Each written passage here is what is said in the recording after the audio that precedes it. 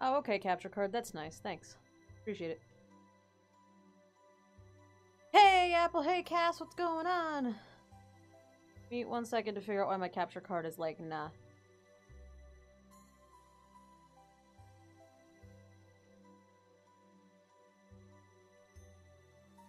How about now?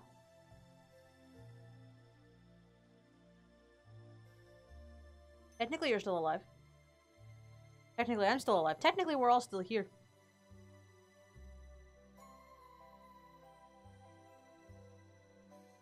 Oh. Okay, capture card. That's how we're gonna be? Alright, if the stream crashes... Not my fault. Put that out there. It's 100% not my fault. Hey, Evie, hey, Mage, what's going on? Fighting capture card.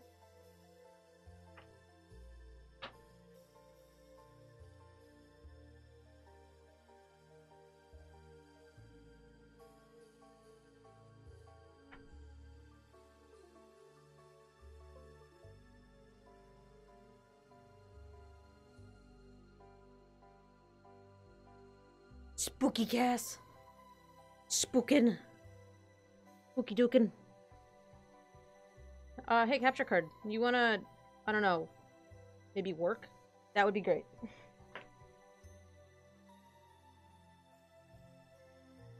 Friend. It was working a second ago and now it's not working. Oh. Hey, there we go. Beautiful. I fucking love pistachios, man. Pistachios are great. How's everybody doing? Oh, I have so many friends. Look how many friends I have. I'm gonna work on this, because I want to do this, so... Oh, I'm so sorry, Mage. Oh, that's really fucking loud, I also just realized. Hold up. Okay, hopefully my volume is not the worst thing ever.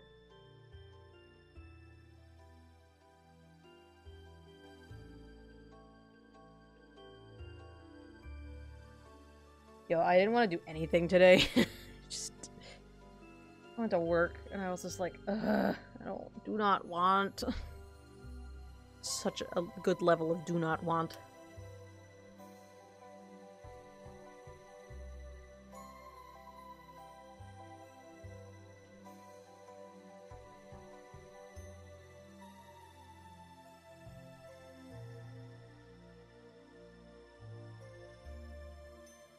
Oh, yeah. Yeah. No, that's awesome. Yeah, guys, Stop Sign got into a college, so he's all set for after high school. So that's fun and exciting. Gotta be excited about that kind of thing. Well, I'm gonna move his a little bit because I don't like where it's right now. Okay, there we go. Beautiful. Cass is all about sushi, man. Yeah, my friend brought in that pillow, and I was like, oh my god, I have to show this to Cass. I have to send it to her. Has to see it.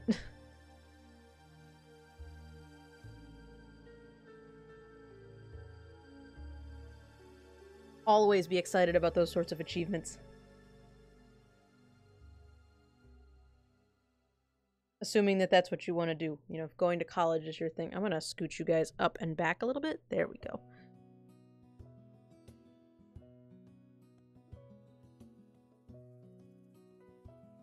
It's not too hard once you get the hang of it, honestly.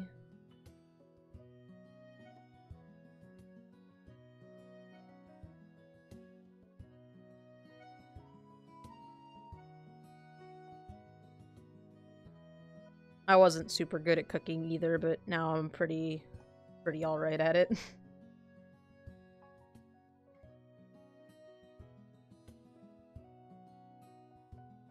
Sort of feel like I should have done this art a little bit bigger, but late now. I'm not used to working with a 3-pixel brush, so...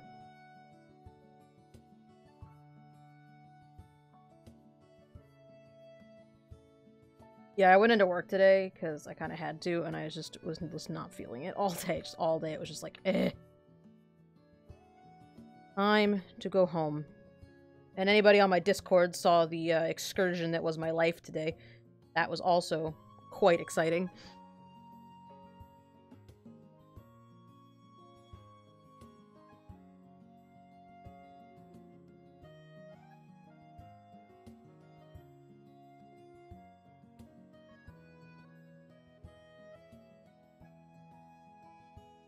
Yeah, I don't know. I mean, the place I went, or like some of the places I applied, like they send you a rejection letter, I think.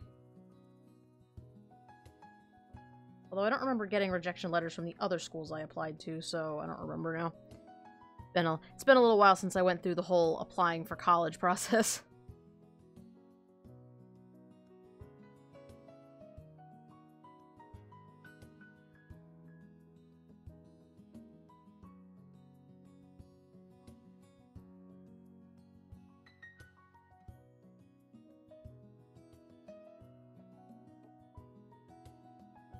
Creepy burb skeleton. Hey, yeah, it was gonna get spooky in here. Also, hi.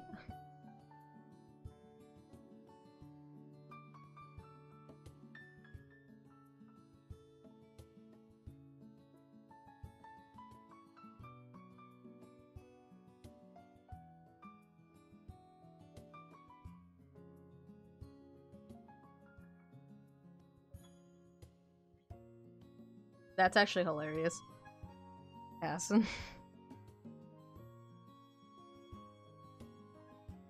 Congratulations, you've been accepted into this school that you already attend.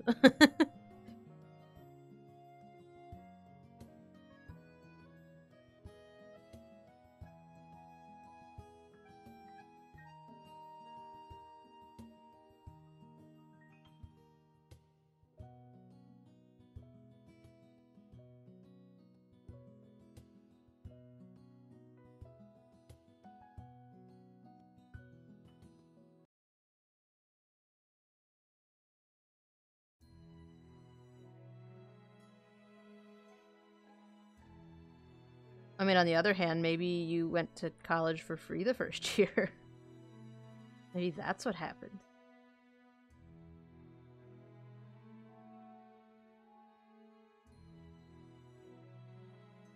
Burb skeletons! Yeah, I did so much, like, world building stuff while I was waiting for my plane that I've just been itching to finish up some of this stuff so I can, like, get moving, because it's just working on it for a couple hours, you know, one time a week is just not cutting it. And I feel weird about using my work time to do personal stuff, but, like, sometimes there's nothing for me to do. And then I'm just kind of like, well, I'll work on something else. Or, like, I'm starting to get the feel for when a project is just, like, a bullshit thing that we're talking about, but it's not actually gonna be a real thing. Hello, Lion. Where did you come from? Oh. Okay. What's going on, Line? Oh, that's the line from that. Okay. I thought I drew that. I was like, why did I draw a line there? Alright, Line. You may stay where you are.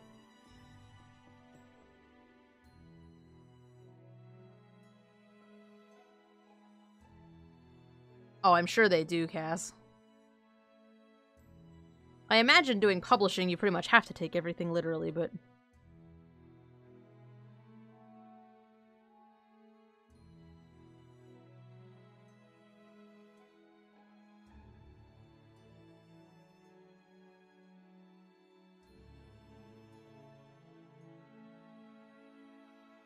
what do you mean stop sign? You want me to, like, what, coach you on how to draw those things?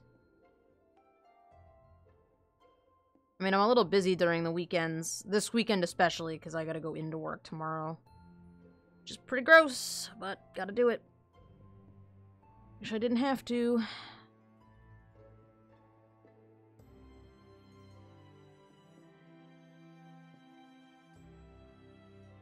I want to start posting more art resources and stuff for you guys. I just haven't had a lot of time to spend on Tumblr looking at, like, art references. Like, we have that whole little section just for that. But I just haven't had time to like, look for things.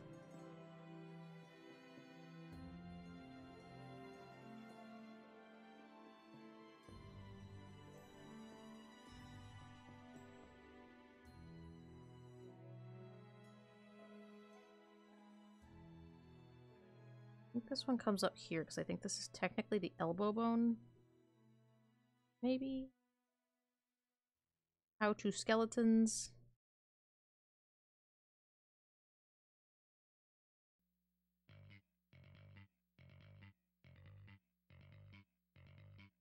Yes, because then if he flips his arm this way, then that puts this bone on this side.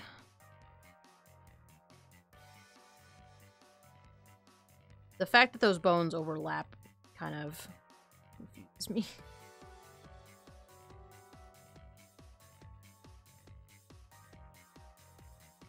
I feel like I should thin those out a little bit too. I mean, they're not necessarily totally accurate as far as width, but I think they're too thick and chubby now.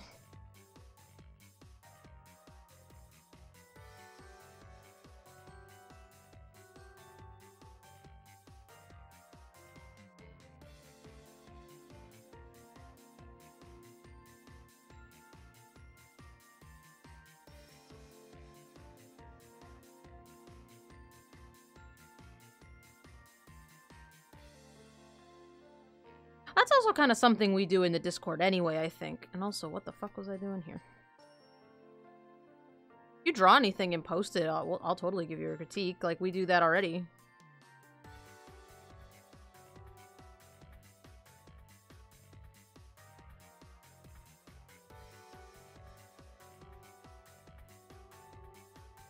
That actually might be a cool idea for a stream later on, though. Like, maybe like a critique night where you guys just send me stuff and I give you critiques. Shitty critiques.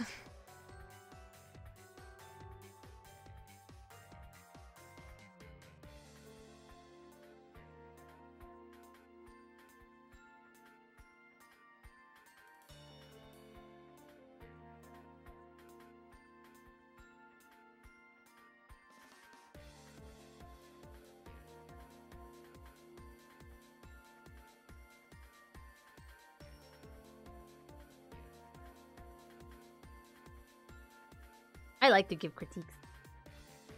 It's fun. Or at least it's fun when people actually want the critiques. 'Cause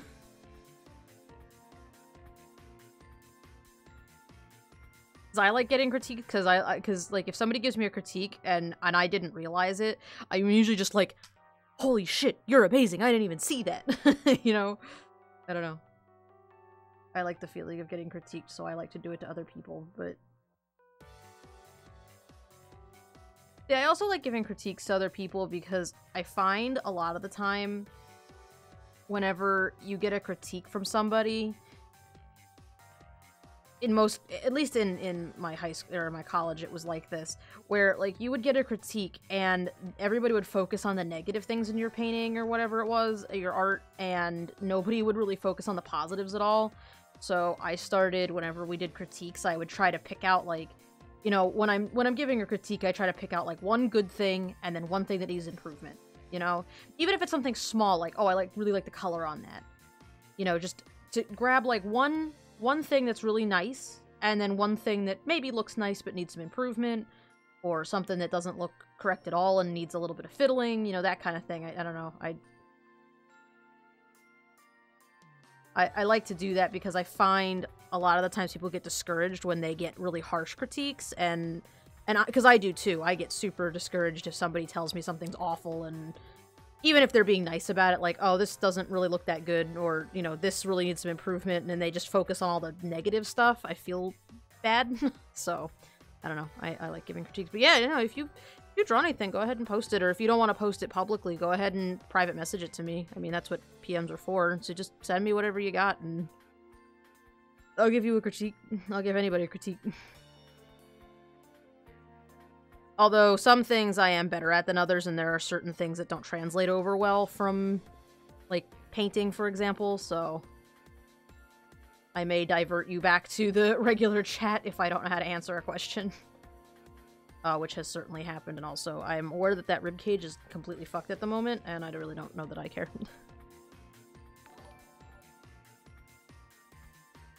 Cyan Studios, thank you.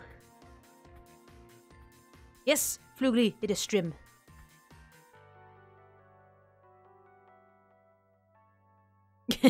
Apple, that's hilarious. Maybe I should do that. Charge you guys. I won't charge you guys till I have to charge you guys.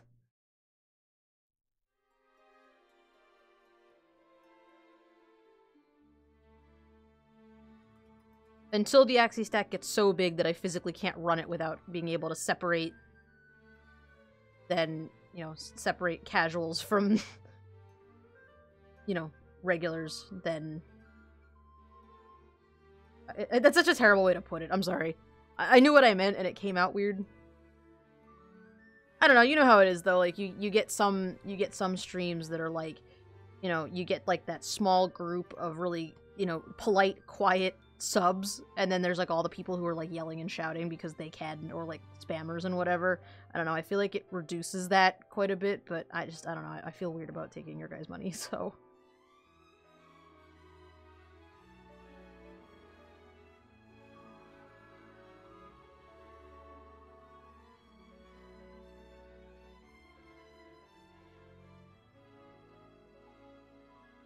Overall improvement's a really hard thing to give critique on, because it really is something that, and as much as I hate to give the advice specifically, because everyone hates this answer. Whenever somebody asks, how do you get better art, the first thing everybody says is practice.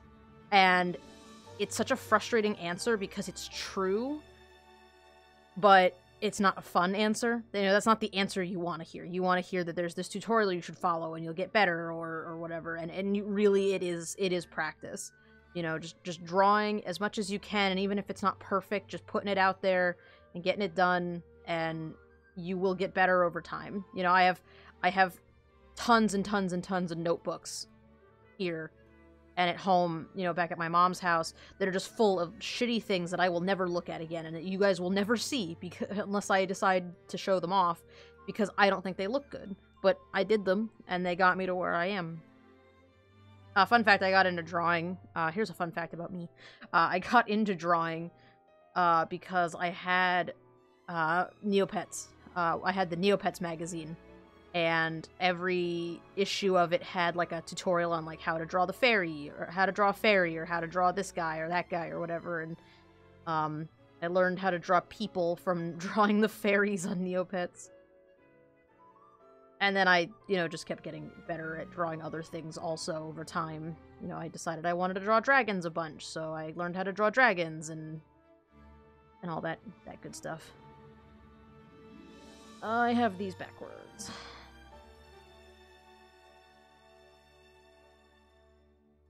This one goes here.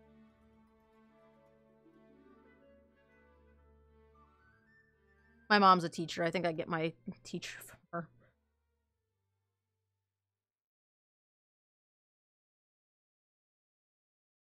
I get my teacher voice from my mom. I have a hard time regulating my voice volume.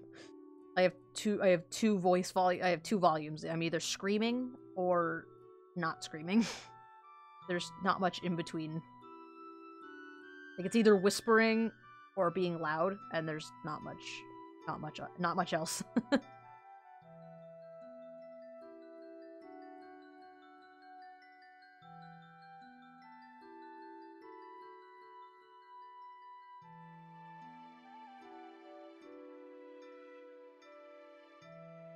Oh, hey, Daniel, I didn't even see a lurk in there. What's going on?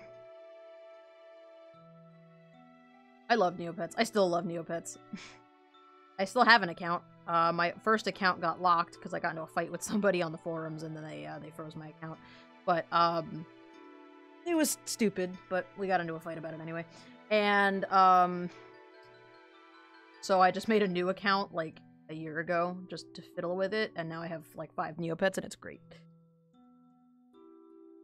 The best thing to do, honestly, and this is the other, and I know Nugget doesn't like this answer, but one really good thing to do for improvement is to draw from life. It's really hard to learn to stylize a thing if you have never drawn said thing for real. I did that with, like, in this case specifically, the only reason I'm even slightly functioning and drawing this, this skeleton right now is because I have drawn more skeletons than I care to admit. Like, it's just constant, it was just constant skeletons all the fucking time at school. I think it helps in some cases, too, because you get, like... I don't know, like, I can look at this skeleton now and say, oh, I know what that piece is. I don't know what its name is. Like, I don't know what this particular bone's name is, but I know what it looks like, and I know how it functions with the body because that's a class that I took, you know? Drawing from life is not fun. I do not enjoy it. You know, I don't actively sit down and, like, draw a bowl of fruit every day. But knowing the basics is always a good thing. Hi, Emmo. I don't know what is going on with this hip bone. I'm gonna need to look at the hip bone.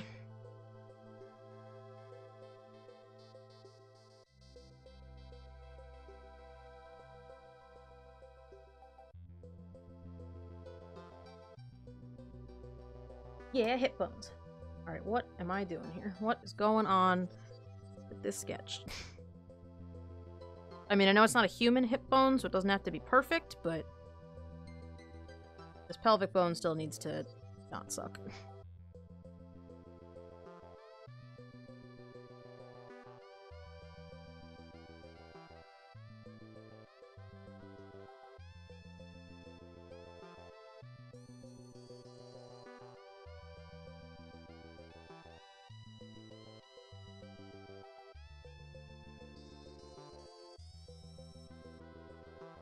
Oh yeah, huh.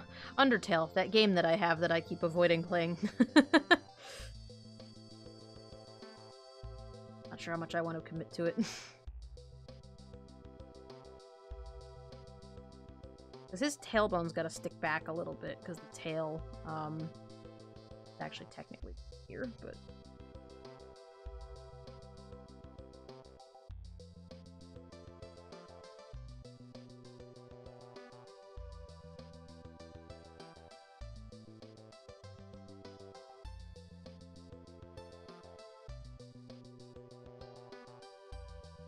I never really understood what these little holes at the front here are for.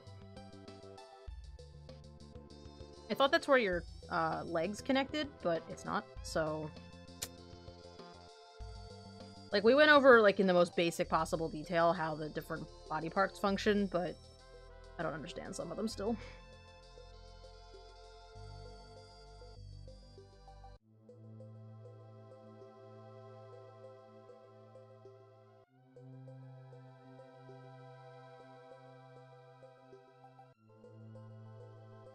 Yeah, you're not wrong. It is a really, you know, a product of its time, I think.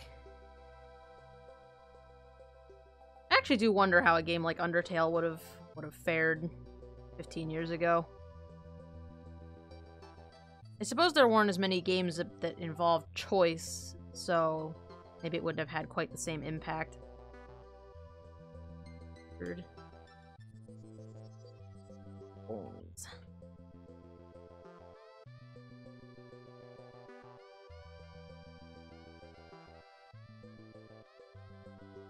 This is bone.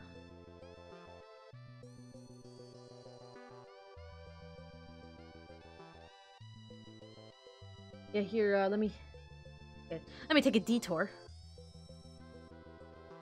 This folder. Look how much I have done now. It's almost all filled in. I just have to fluff it up and make it not bullet points, but...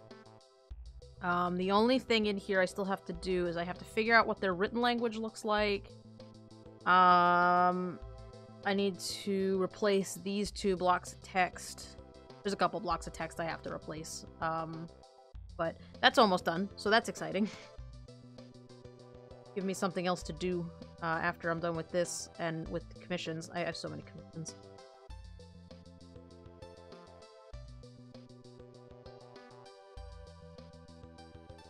whittling the pile down slowly, but I'm kind of excited to get to that.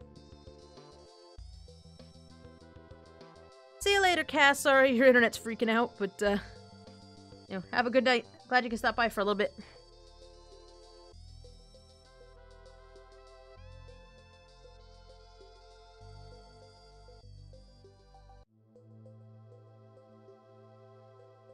Hey, Briar, what's going on? Enjoying your new tablet?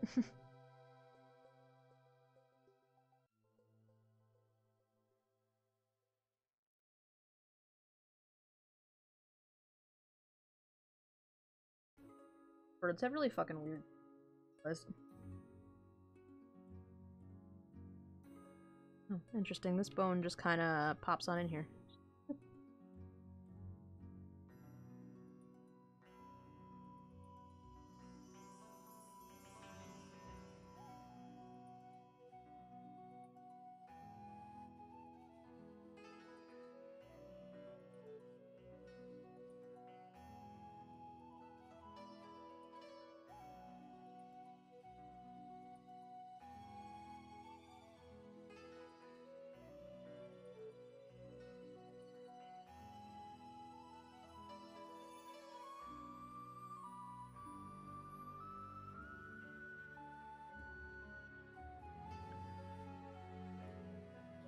Seems like some of you guys are getting a lot more of your world building stuff done too now that you can soundboard off of other people.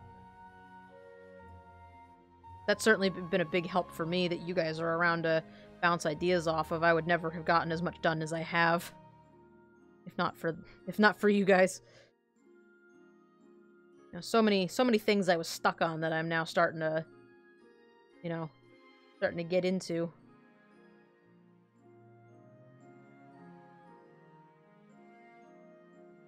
Vaguely bone-shaped.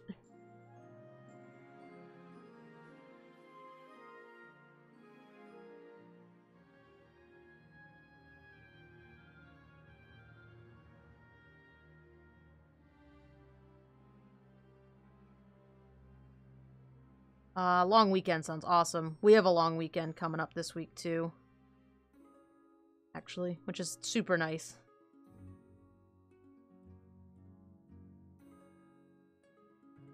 So here's the real conundrum, though. So I'm salaried, and so technically I don't have to go into work on Monday, but they're gonna expect me to come in on Monday, and I just really don't want to. How many bones you got on your feet? 3? 1, 2...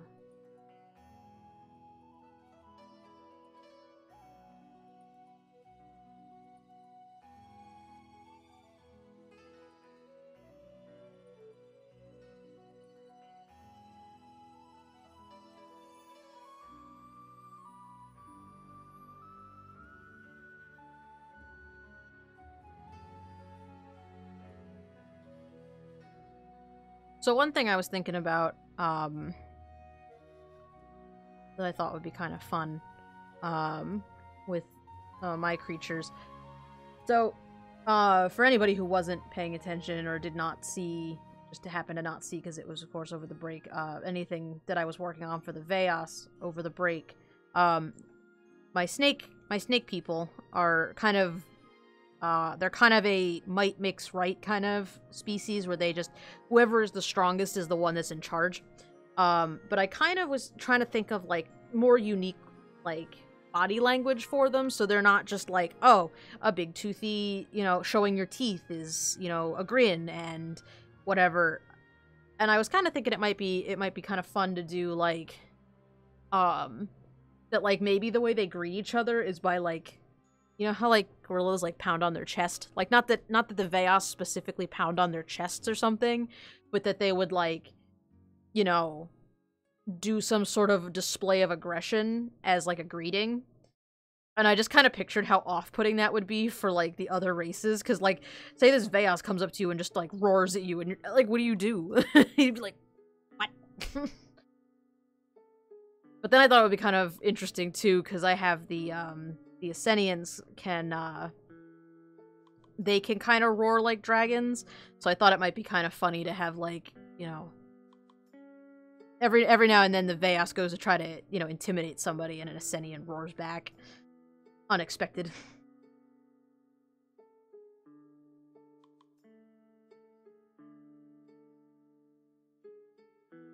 Body slamming each other? That would be amazing, actually. They do kind of climb over each other, because they live underground, so, you know, if you gotta get over somebody, you kind of just do it. The biggest thing I've actually had trouble with them was deciding on etiquette for them, because, like, when your entire society is built around beating each other up, what is etiquette? Like, for Jedoa, it's like, oh, when you meet somebody new, you know, it's polite to, you know, they hug a lot, and they're very affectionate, and, like, for them, personal space isn't really a thing, so, like, getting preened by a Jedoa is, like, you know, a greeting almost, like, that's a very respectful gesture for them. Like, they don't, personal space is kind of a weird thing for them, because everybody's just so close that they just kind of do whatever. But, like, what isn't, I don't know, like...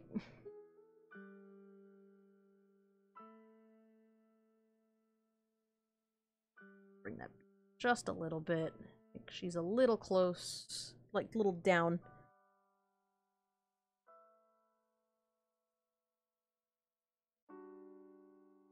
Having a hard time, Oh, actually, I did this thing the last time. I actually just remembered that I did that too.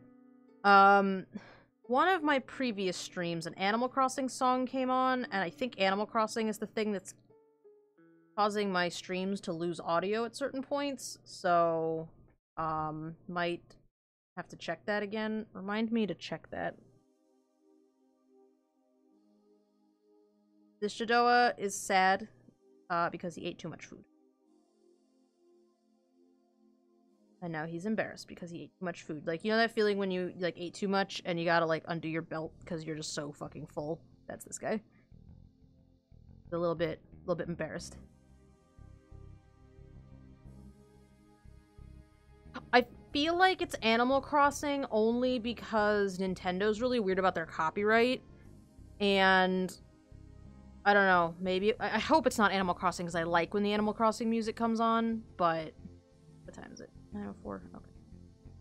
Yeah, I'm gonna have to come back and check it at 9:04. I don't know, I can't figure out what it is that's causing me to lose. Actually, a bow is a good idea.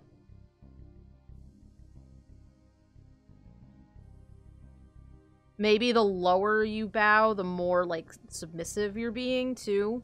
That, like, maybe just, like, a small bow is kind of a respectful thing for other people, but, like, if you meet the, you know, the current king of the Veos, you have to, like, basically get down on your belly.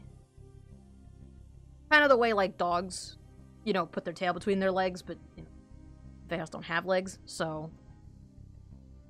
You know, can't put your tail between your legs if you don't have any legs.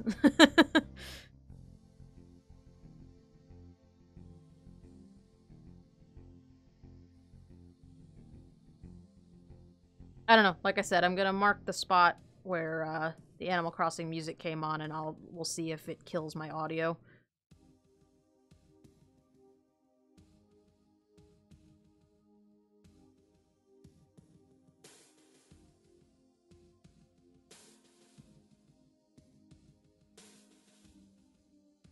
It's funny, the other day I was like, I don't know which race I'm gonna want to work on after the Jedoa and after the Veos. Like, I haven't even gotten to the Veos yet. I haven't even, like, thought about what their sheet's gonna look like.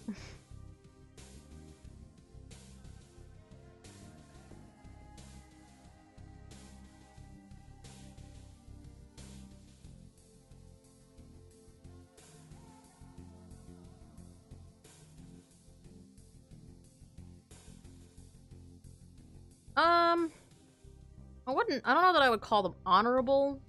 I mean, maybe they are. You have to, I would assume you have to have a lot of honor to kind of respect that,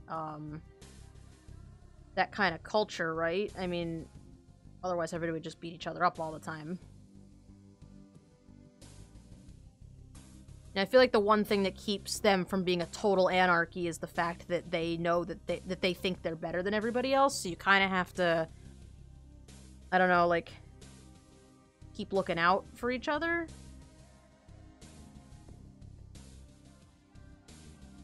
I mean, they're not like completely wild savages, you know? They have a little bit of structure.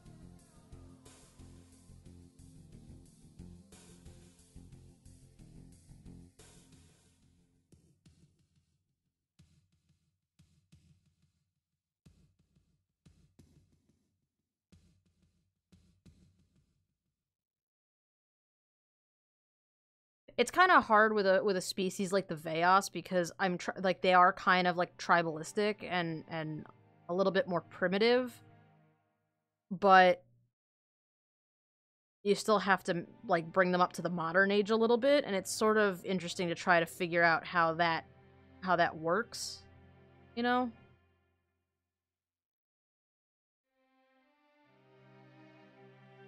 Like, compared to a society like the Jedoa that have big cities and they're, you know, very friendly, the Veos are very primitive and kind of violent, but they're not bad or evil.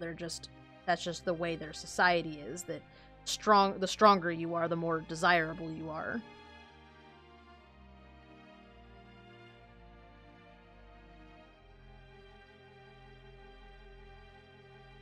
See you later, Daniel. I'm glad you could come in for a little bit.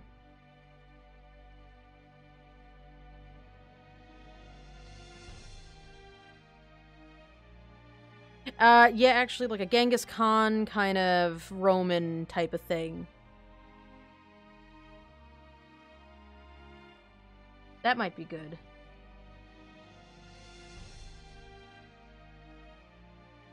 I don't know too much about, like, Germanic war tribes like that, though.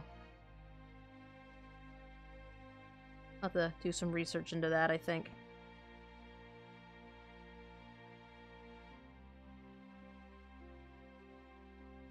I wouldn't say full Viking, though. They're not necessarily Vikings. I feel like it's a little more organized and, like... And maybe this is me not knowing too much about Vikings, really. Weird, because my roommate was way into Vikings. But, like... I don't know how much, like, structure Vikings had, but they've got, like, Romans have tons of different levels of military, just like we do in, like, a modern era. I don't know how that worked with, like, Vikings, so I don't know that they fit Vikings so much, but yeah, maybe, like, a Genghis Khan kind of, you know, pillage all the things.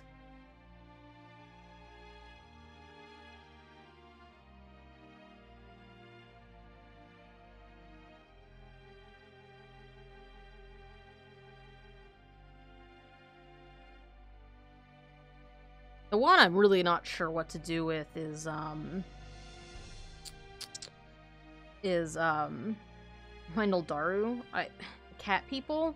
I didn't really have much of a plan for them, and they're kind of, at the moment, they're a little bit too Norn. Like the Norn from Guild Wars 2, and I don't know, I don't want to, like, rip off Guild Wars, so... Not sure... them, I guess. I have a feeling I'm gonna work on them last.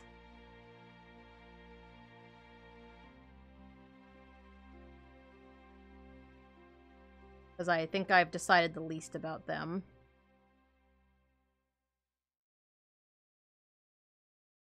I don't know, anytime I was thinking about this project, I always wanted to have, like, a big northern race like that, but you know, mostly for silhouette. But... And also I just wanted big centaurs, because nobody does centaurs, so...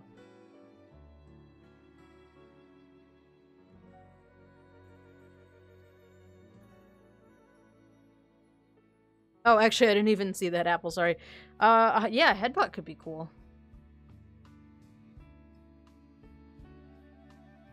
That could work, too. I feel like a greeting.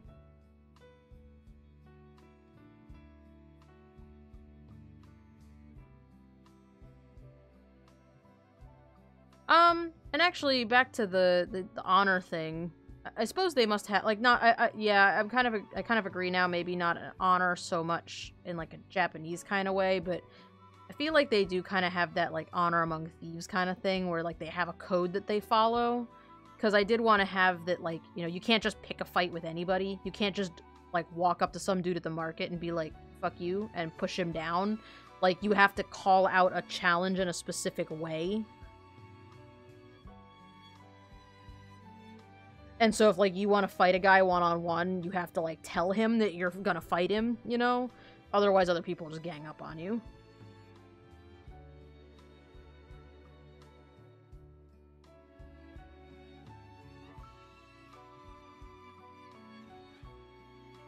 So, like, if they... Yeah, like, if it's obvious that you have challenged an individual to a fight, everyone else will back off and stay out of the way. But if it's obvious that the person that you're just picking a fight with somebody, then everybody will hop in and kind of be the police for a minute.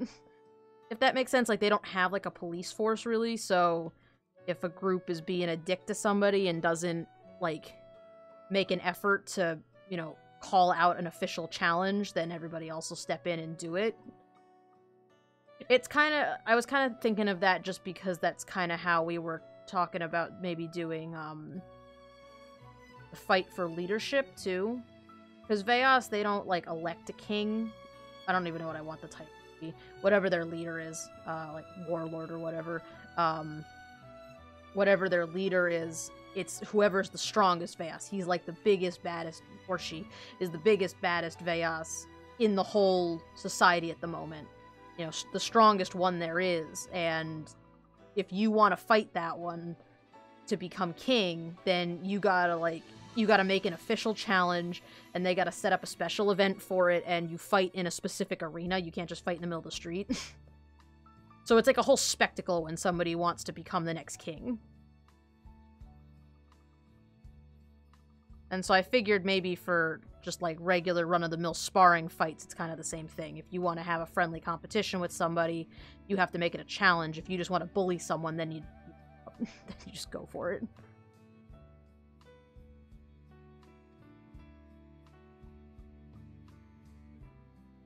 Deer or Servine centaurs would be cool.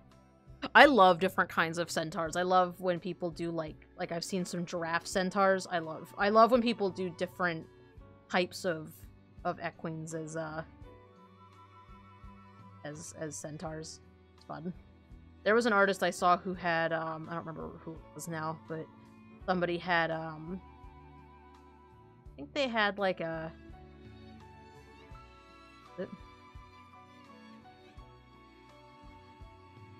I don't remember now. I remember the giraffe. They had a giraffe one. And that was pretty cool.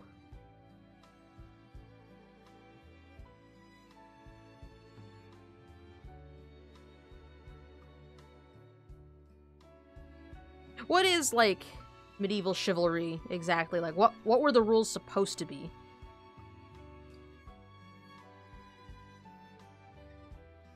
I kind of figure the fact that I was kind of thinking that the fact that the Veos think that they are godlike drives a lot of them to follow their own rules, because then, like they have these codes set out for themselves to say, well, if you don't follow these rules, then you're no better than any other mortal creature, you know, but we're gods and we're better than them, so, you know, we don't have to break the rules to be better, kind of thing. Does that make any sense? Maybe I explained it badly. I don't know, but they they won't pick a fight with another race because they think that other race is lesser, but more in a, like, less in a Nazis that think that Jews aren't real people kind of thing, and more in a, oh, look how soft and squishy that human is, you probably shouldn't beat him up because then he won't like us, kind of like, we want them to think that we're gods, and they won't think we're gods if we're dicks to them. More in that kind of sense. Like, they think that the other races are lesser to them because they think they're not divine in any way, but that doesn't mean that they, like, treat them poorly. They kind of almost treat it like they have a handicap almost, that they're like, Aw, look at that poor human. He can't beat up. A little bit fascist, yeah. Yeah, I didn't say they were nice. They weren't supposed to be nice. They're big, angry snake friends. Or big, angry, not so friends.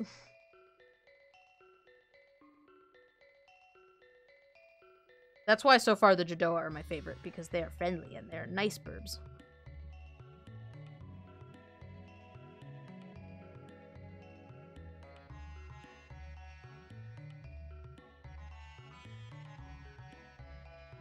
Oh my god, Briar, I want to see that so bad. I want a small deer one next. Moose are fucking huge too.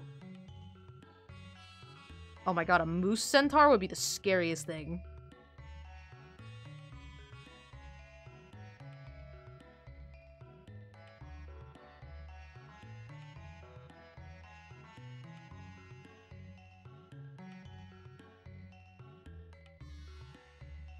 Oh, okay.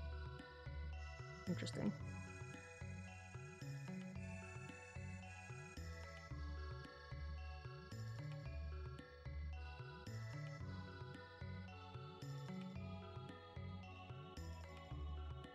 Because the Veas kind of learn to be brutal and fight a lot based on their environment, and then they just sort of, once they kill the, one of the alpha dragons, then they're like, well, either that alpha dragon sucked, or we're awesome. And I think they opted for the we're awesome outcome to that. Because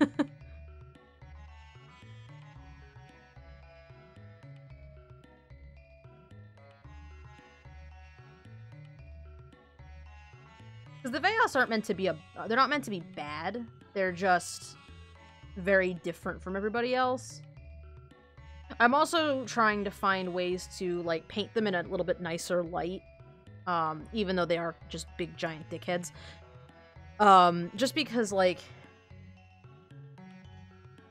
I don't know. I don't want, I never really wanted to focus on the interspecies, like or I guess interspecies.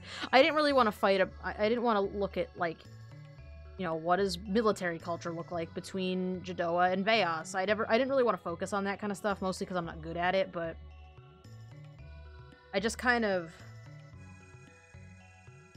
I don't know. I never really wanted to focus on that, so I don't really want the Veos to come across as, like, the villain race, you know? They're kind of assholes, and that's just kind of the way it is. Everybody kind of sees them as, one of the things I want to put in their little sheet, one of the categories is what is their relationship with the other species, and for Jedoa, it's like, oh, everybody says they're super easy to get along with, and everybody likes to trade with them because they give them, you know, jewelry and precious metals and stuff, and they're very friendly. But for Veos, it's like, they're dicks. They're dicks and no one likes them. But I really don't want it to be like that. I do... Mac, please. I kind of was thinking it would be more like a... People mostly say that the Veos are hard to get along with.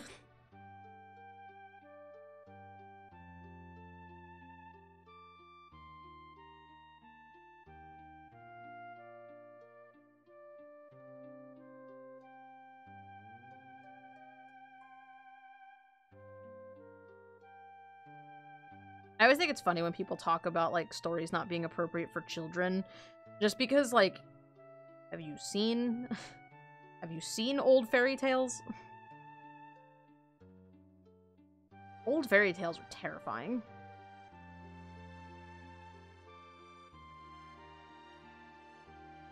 And that's what they were for, you know? Fairy tales were supposed to scare little kids. It was supposed to scare little kids into following the rules. That was the whole point. Oh, this story, this folk story is not suitable for children. Was. Healthy dose of fear, I think.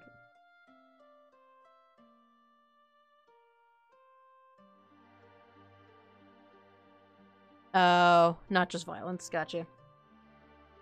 Does it go into, like, super depth, like, in-depth? Because even, like Grimm's fairy tales, which I can't remember now if Grimm's fairy tales were actually ever intended for children, but Grimm's fairy tales, you know, they're a little bit violent.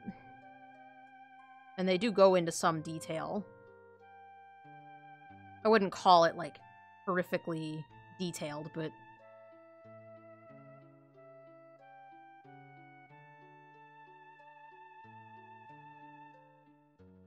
Depends on the story, I think.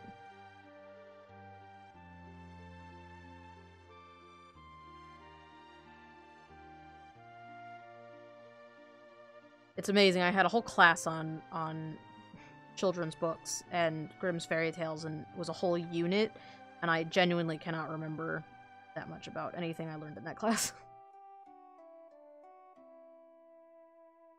Even Peter Pan was kind of a weird story. We read that in class. That was one of the things we did read.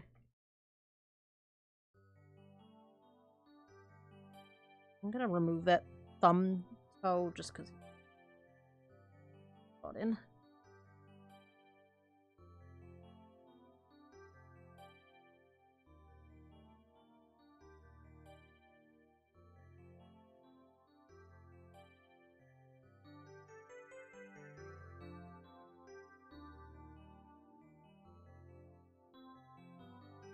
Described a curse on a guy's genitals that ended with his wife leaving him because the curse made it difficult or paid. Oh my gosh.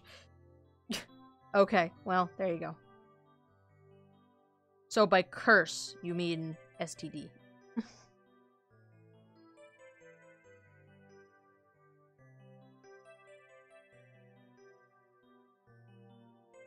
Because that's really what that is.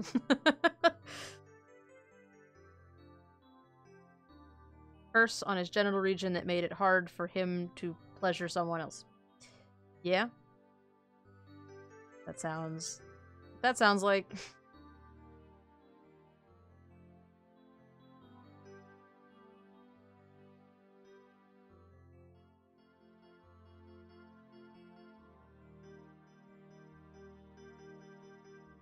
Project's gonna take like 16 years to finish if I keep doing it at the pace I'm doing it.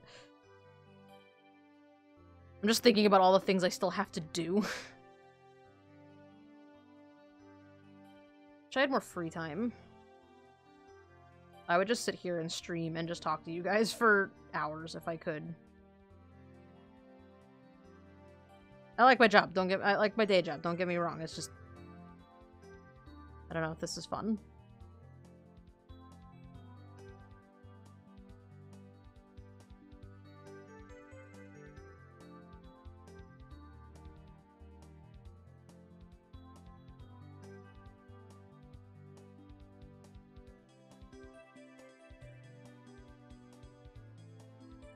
Look at this little fluffy baby. Such a fluffer.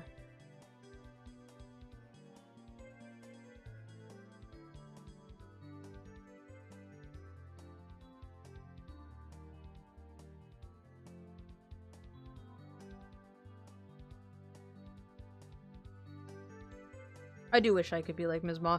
See, Ms. Ma can just hang out on stream all day and work on whatever she wants. I wish I could do that. But, you know, money is a thing that I need.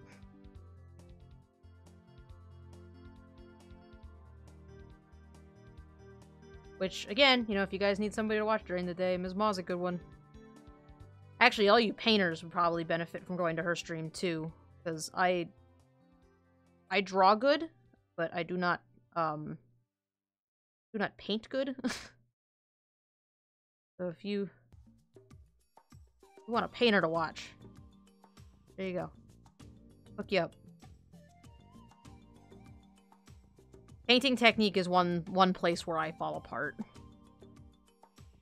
Because my brain does not process, you know, soft edges very well, and I can't figure out painting.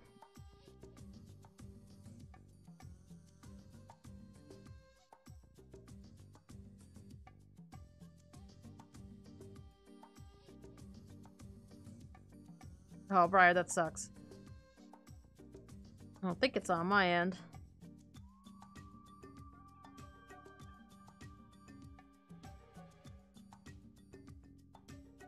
No, doesn't look like it's on my end.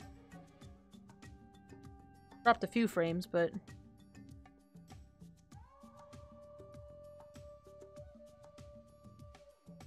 Do they have a very big color spectrum for their skin, or are they more closely colored? You mean these guys, the Jedoa? They're, typically browns. They're very often, you know, dull kind of brown, gray colors. The males can have bright colors, so a male Jedoa will maybe have like bright yellow in his feathers, or you know, bright orange. Blue is not is a little bit more uncommon, but it does happen, sort of a thing. And then females are usually very dull. Females usually have just browns and stuff.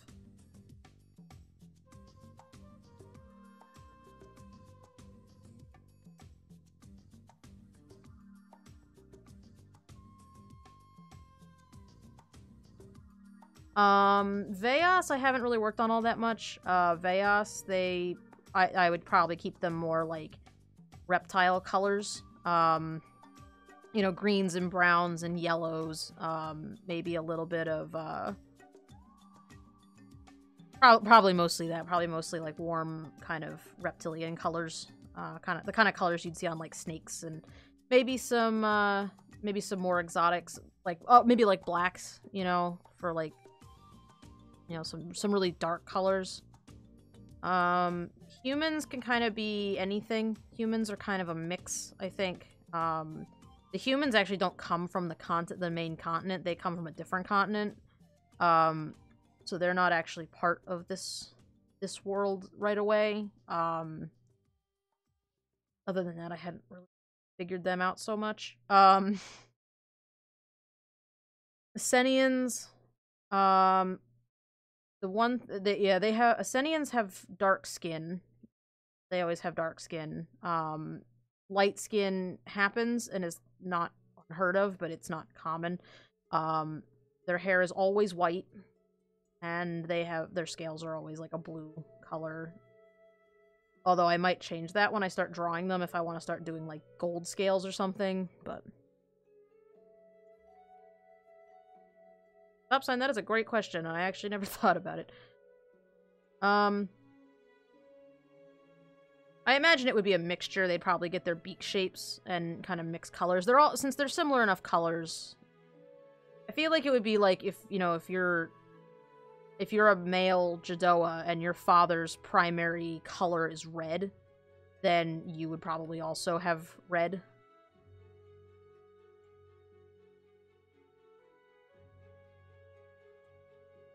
Like I said, I haven't worked on the other species all that much, but for Jedoa, I imagine that's probably how it would be. That you would just get your primary color from your dad, but I suppose I don't know. Maybe I should research genetics a little bit and refresh my memory, because I don't know if I suppose the mother would carry some genetics also.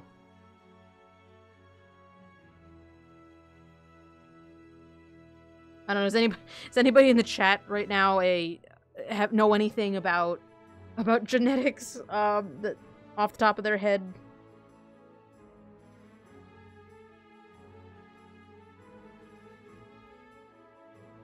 Things like beak shape, I imagine, would be just like they are with like noses and stuff. Like if your mom has a, you know, small like canary beak and your dad has a big hooked hawk beak, you might get something in between, like maybe something small but hooked, you know? Like your beak shape might be a mixture, but I actually hadn't thought about color, really.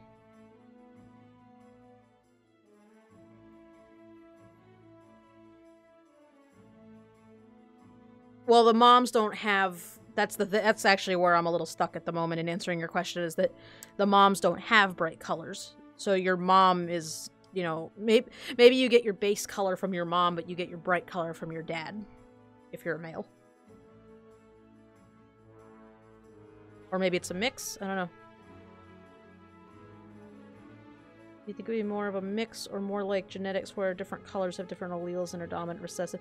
Actually, that probably would make more sense.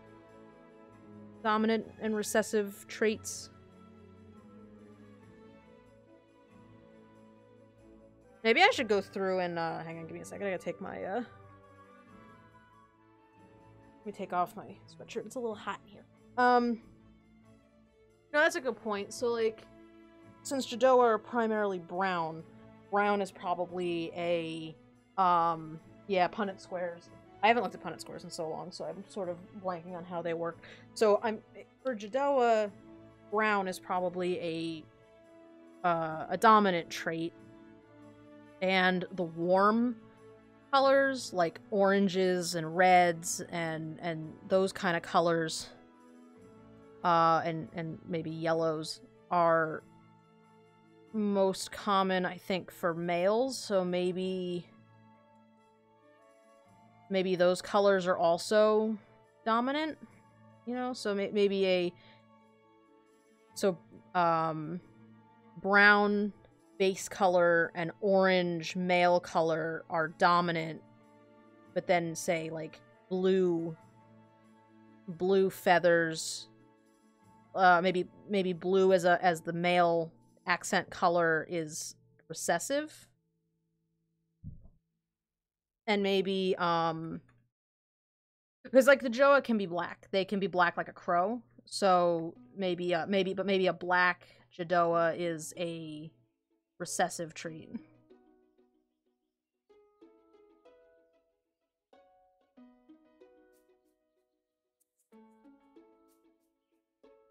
And I had, for a little while, in my children's book project for school, I had a Jedoa who looked like a seagull, so maybe white is also a recessive trait. So, like, pure black and pure white are recessive traits, but brown is a dominant trait? Does that make sense? Yes, crows.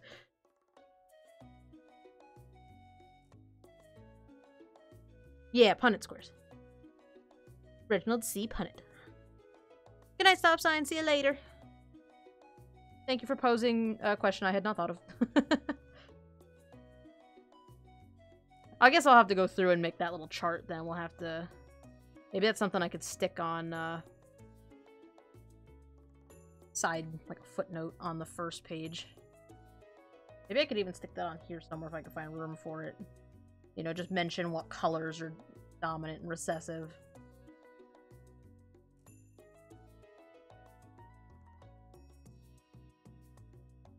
So I guess in that case, then, Mom would carry the gene for the male colors even if she doesn't display them. Is that a thing that can happen? I guess it would be.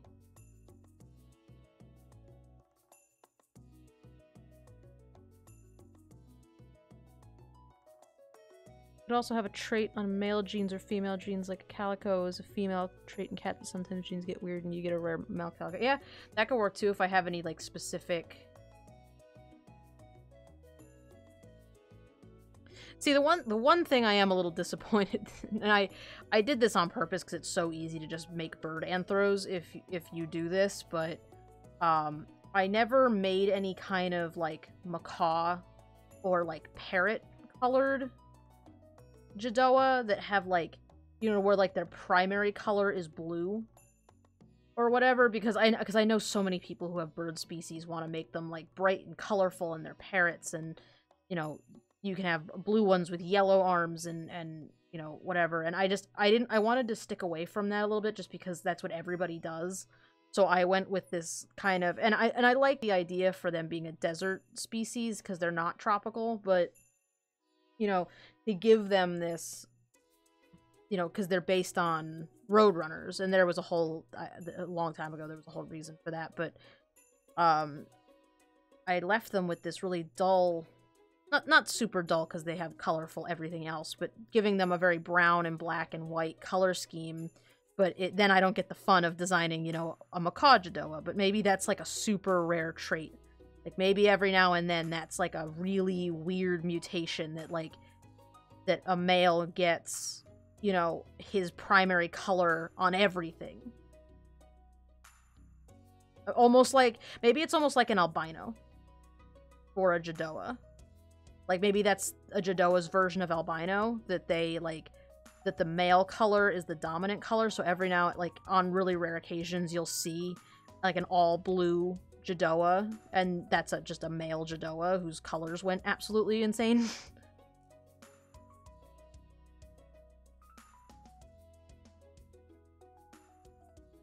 Like, can that happen? I suppose it's a fantasy world, so anything can happen, but is that a thing that can happen? Does that make sense? Like...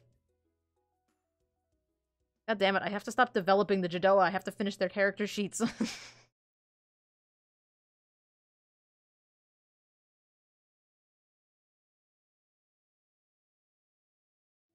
I'll never get this done if I keep changing them.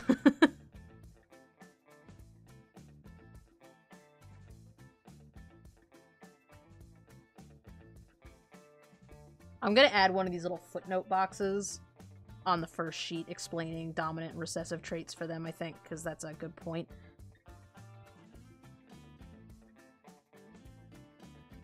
Yeah, maybe something like that, too. I don't know, that makes sense.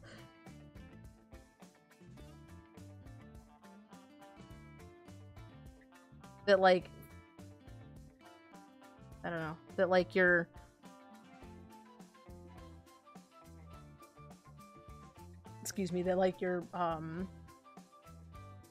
male coloration just takes over the primary coloration.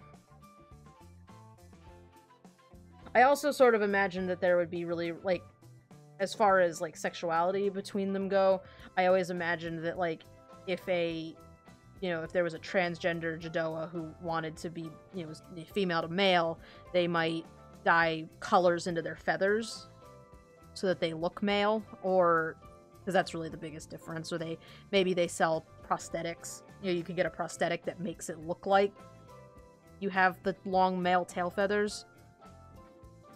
And then in that sense too, if you're male, maybe you do something to make your colorful feathers less, or I guess if you're male transitioning to female, you would have, some way to remove the color from your feathers. Maybe there's, like, a brown dye that covers it. But then, like, maybe you get a rare occasion where there's a Jedoa who's, female, but has colorful feathers anyway. Like, that they can produce eggs and stuff, but for whatever reason they're colorful. I imagine that those sort of traits would be, like, really rare, though. Like, the kind of traits where you become an all-blue male, or you're a female with colors, I imagine that would be a very... very rare occurrence. That's not like a common thing that happens. I don't know. Maybe that doesn't make any sense. A packer, but for your tail. Yes. Because that's really the only way to tell the Jedoa apart. I mean, I stylize the males a little bit more masculinely also, but... just because that's the way I draw, but... I give them different facial features, I think, sort of based just kind of subconsciously, but yeah, the major distinguishing feature on them is the tail feather.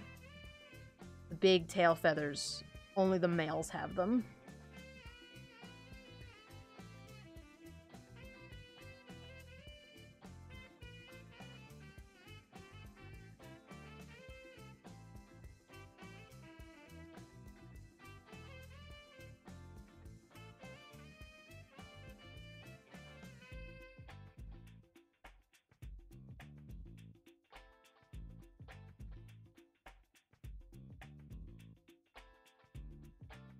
It'd be fun to design some characters that are like that, actually.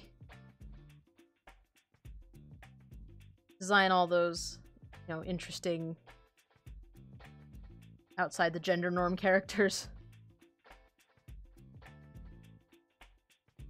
Get you some... yeah, maybe... I don't know. I guess that would technically be intersex, yeah, if it's a female with bright colors. Or a male with dull colors. I guess that would technically be... It doesn't matter when you get to be an old Jedoa anyway, because then your feathers start to get dull anyways.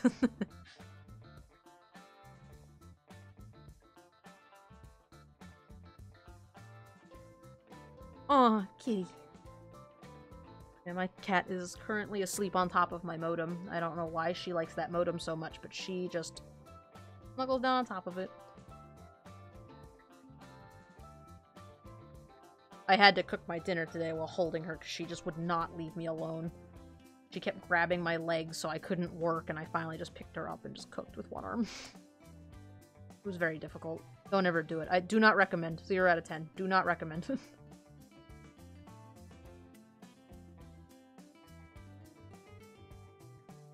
Luckily, I had done all the cutting already. It was just mix the vegetables with the olive oil. Done. Beautiful.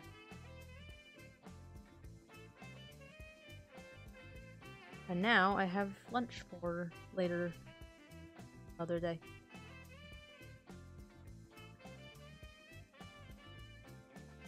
And I don't want to give this Jedoa a shirt, so I'm not going to.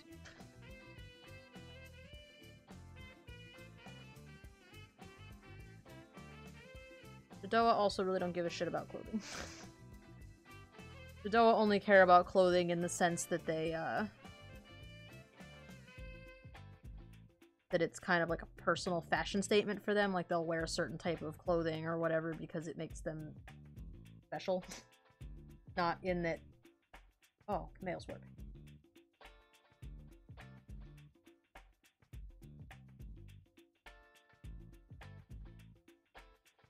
Here's the real question is... Actually, the first real question is, did I get all of the skin? There we go.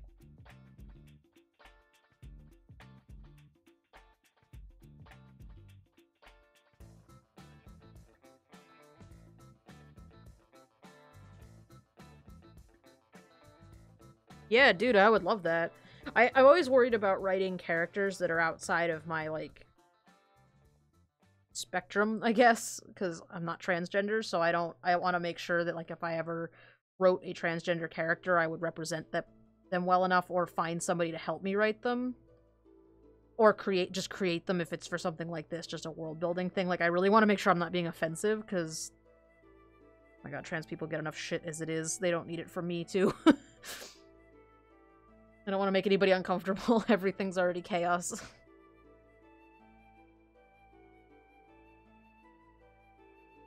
One of my biggest issue, one thing I am not looking forward to figuring out is, that Noldaru are fucking huge, and I just want, like, I want to just draw a Noldaru trying to figure out how to navigate a Jedoa city, because they would not fit inside any of the buildings. Not that the Noldaru would ever even come to the desert, like, that I also hadn't figured out. It was like, the Jedoa live in the desert. Like, how do Noldaru get there? Noldaru would just melt immediately. How to melt a Noldaru, take them to the desert.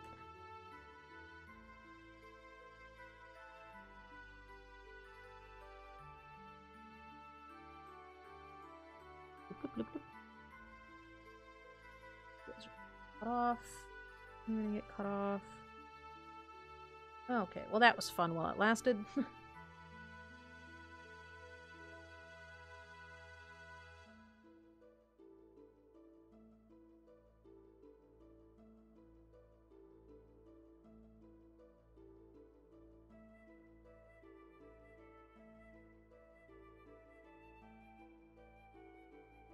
We try our best.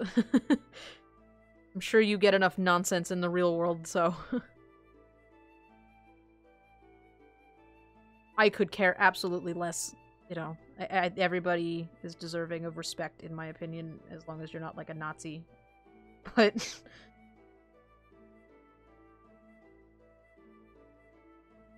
we're still living in a time where people who aren't straight and white get a lot of nonsense.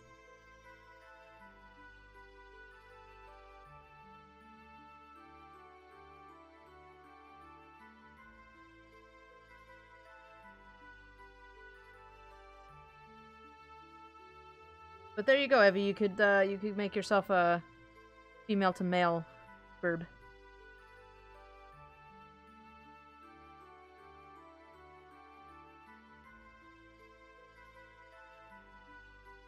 Some of these species are a little bit closed for right now. Like, I'm not going to open up to the public, but if you guys ever want to make fan art, I always enjoy fan art. If you guys want to make a character, go for it. I haven't, like, developed these guys enough as far as, like, lore, so I don't know how much you guys have to work with to design a fully fleshed out character, but if you ever want to make a design, I always like seeing your guys' art, even if it's not of my stuff, but, you know.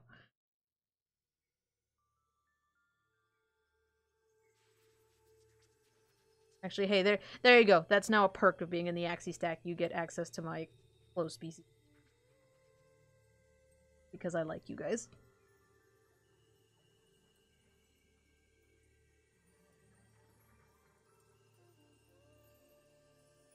Boop.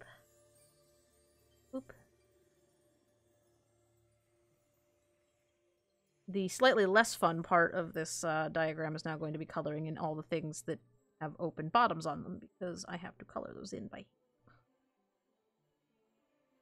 That takes much longer. Coloring the base in takes much longer when you can't do the select and delete method.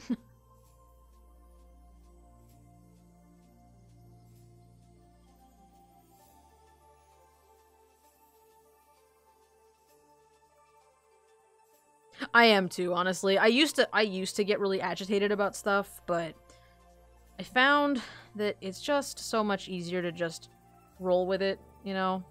I got so tired of fighting with people about, like, sexuality stuff and religion stuff that I just kind of backed down a little bit. I'm real quiet and chill about that kind of stuff, and so, I don't know. I tend to get along with most people now because of that, because, you know, anybody, you know, I mean, some of my neighbors have been like, oh, do you go to church? And I can be like, I mean, I go if somebody invites me. For me, it's more about the experience of going to kind of see, you know, the other person's religion sort of thing. Your eye is really funny. So yeah, I used to be kind of easily agitated, but I don't know. I've kind of mellowed out.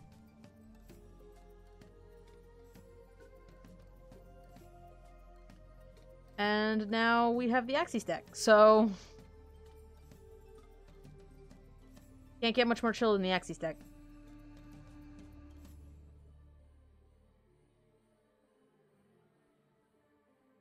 I don't know why that was bugging me so much, but I had to fix it. Face felt really wide.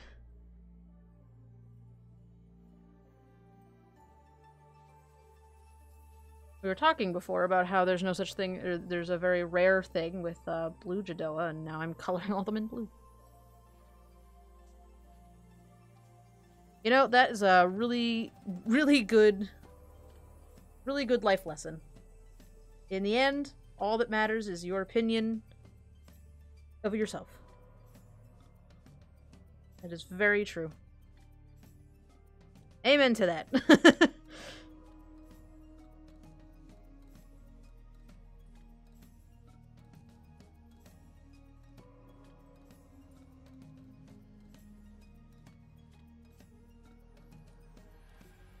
A minute ago, I looked at the... I guess it's more than a minute ago, technically. A little while ago, I looked up at the clock and I was like, oh, it's only 9:30. I might actually get this done tonight.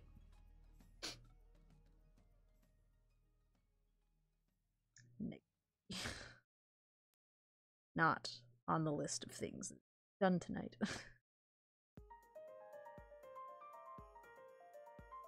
Gonna get very close. Gonna get maybe the base colors put in.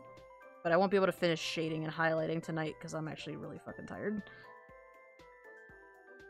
I still haven't decided if I want to go to work tomorrow. I was gonna go in for a little bit, but honestly, I don't have anything to do. We're in this weird limbo right now where we're not necessarily rushing around because we changed one of the projects again, so although I have more storyboards to work on, I kind of don't want to touch them because I think the script is changing. And I know for a fact that a small chunk of them are definitely changing, but I don't have the script yet to, like, redo the storyboards, so that is a reason why I might not go in tomorrow. And then also, we're, like, starting a bunch of new projects, but those are all in the works, too, so I've kind of just been drawing cute animals for, like, several hours today. I just don't know if I want to go in tomorrow. I don't know if I want to drive 30 minutes in 20-degree weather just to sit in a cold office drawing cute animals. Like, I might just do that from here. I might just do that at home. Just sit in my office here and draw birds and maybe sometimes a cute animal for work.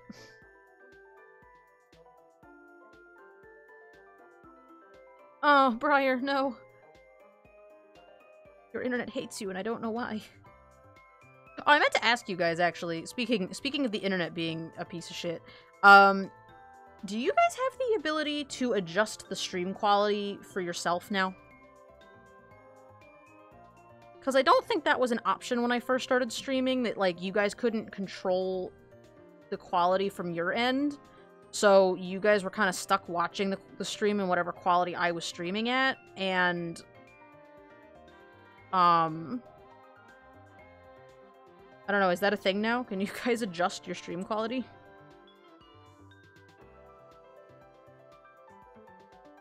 Also, it's like Saturday, yeah.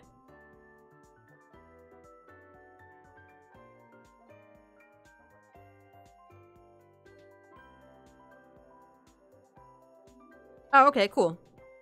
So you can. Oh, okay, that makes sense. That it depends on how many people are watching. That would make sense. If you have like one person, you can't adjust it, but if you have like 16 people for some odd reason and you haven't gotten affiliate yet. Well, that's good. So, I mean, obviously it's not helping Briar any, but if you guys need to turn the quality down a smidge, now you can. Because I had the stream quality at something maybe not particularly ideal for a little while, just because, like, Nugget was having trouble with their internet, and I just wanted to accommodate. So instead of having it be, like, you know, maximum quality, it was, like, slightly less good than maximum quality, just to kind of accommodate for other people's internet, but...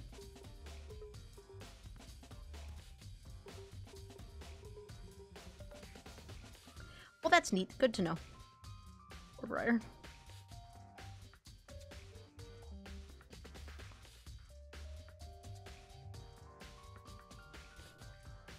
And that text is on a layer under this one, so it's only covered up temporarily.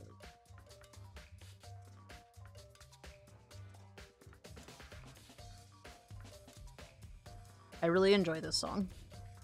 Just gonna put that out there.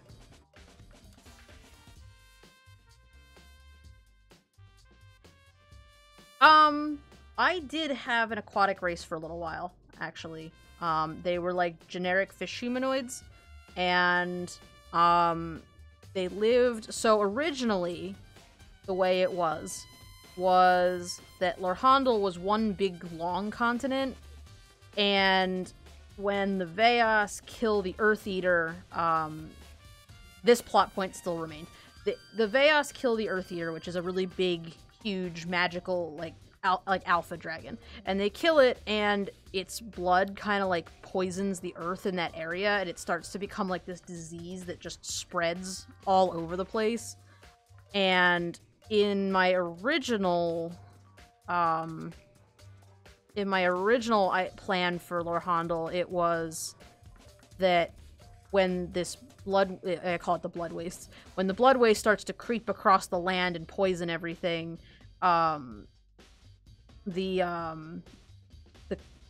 part of the continent like collapses into the ocean because of it. It becomes like unstable, and so the whole aquatic species kind of that was part of their story, was that, like, you know, part of their city gets collapsed in on because of what the Veas did. And I sort of flipped it around and did that with the Asenians instead. Because originally the Asenians were all female, and they were, like, really magical, like, dragon deities that lived on an island out in the middle of nowhere, and it was really hard to get to their island. They were, like, super elves, you know? They were, like, your, like, classic cliche elves, that they were, like, highly magical, and everybody sought out their advice for everything, and they, like, didn't have to reproduce because they just lived forever, so that's why they were all female. And, I also did away with that, and so I made male Asenians, and made their story where the blood waste caused their peninsula to collapse, and that's why they live on islands now, but you can still get to them by boat. if you need to, like, visit the Ascenian, like, land, I guess. But they're all isolated on this little, like, island chain now because they can't get back to the main. I haven't decided why they aren't on the mainland yet. But that's why they're kind of, like, they live there now. So it actually was, like, a hybridization of many things, and I just never got back to doing an aquatic species.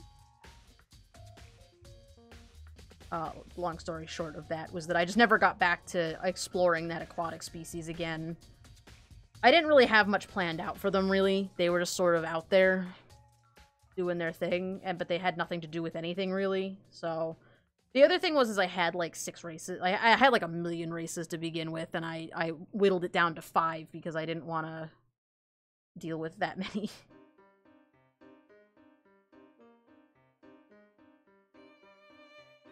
Super elves, yeah. That's what the Ascenians were. They were super elves. They evolved quite a bit. They started out as just, like, super elves, and then they became, so I had, dragons were actually their own sentient race before, where they were, like, elves that could shapeshift into dragons, and, I did away with those, because it felt kind of cliche to have shapeshifting, a shapeshifter race like that. Lorhandle was very magical to begin with, and I sort of weeded that down a little bit too, because I don't know, I wanted to focus on this more than the magic. I mostly wanted to make good friends. Lorhandle has gone through quite a few revisions over time.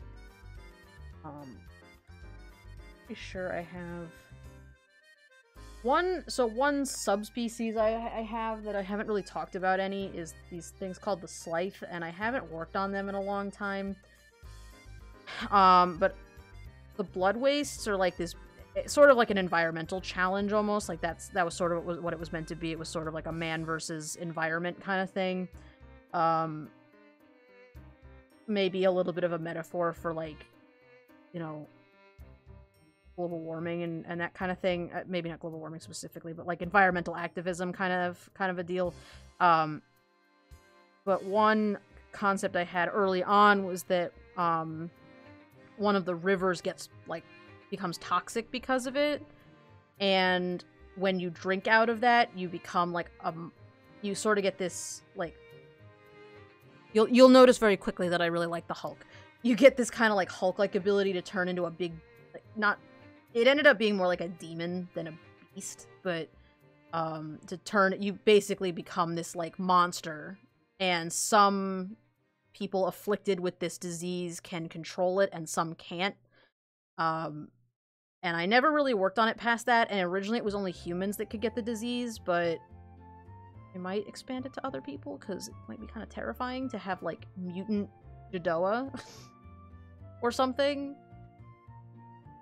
Oh, I had all kind of craziness going on with Lorhandle stuff, too. I had, where is my... That was what I was in here looking for. I was gonna look up the old stuff. I don't know if I have... Yeah, old races? Oh my god, I had so many. I had, like, Norn ripoff. I had, these were... I changed the names of the Ascenians, like, 15 times before I settled on one. I had a man-made species called the Gargoyles that were, like, statues. I had, you know, Sylvari ripoffs. Oh my god, it was awful. Jedoa used to be called the Tawea, and then I changed it to Jedoa, and I just liked it better. So. God. It was cringe. So cringe. Early cringe. Oh, yeah, Briar, I saw your Loxes. I love them. Werehulks, yeah.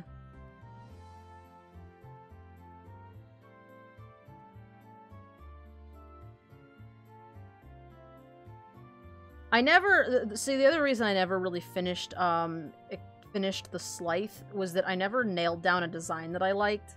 I wanted them to be really scary. That was also one, my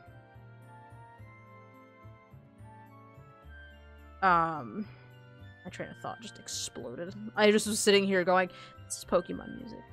And then my brain just imploded. Oh, yeah, this was before I decided to make Lorhandle a little bit more kid-friendly, too. or not kid-friendly, just less intense, I guess is maybe a better phrase, because it's still not particularly kid-friendly, but, you know, a little bit less intense. But I pictured them being really scary with, like, big, you know, big teeth and, like, you know, they're really fast and kind of like almost like a horror movie kind of. I had the idea from a dream I had, I think. I don't really remember where that concept came from, but they're just horrible. But I never nailed down a design I liked. I don't even know if I have any good pictures of what I was thinking of. Scary thing. All my scary thumbnails. Like, I pictured like a big long tongue and teeth, but I never... Like, like almost like the Wendigos from Until Dawn, but not quite. Like, the movement of the Wendigos in Until Dawn is really kind of what I was thinking of for them, but not the look. I don't know. I never figured it out, and I don't know if I just want to abandon the idea altogether. I sort of like the idea of, like, the blood waste causing diseases in the people affected by it, but at the same time, I just don't know if I want to go that scary, you know?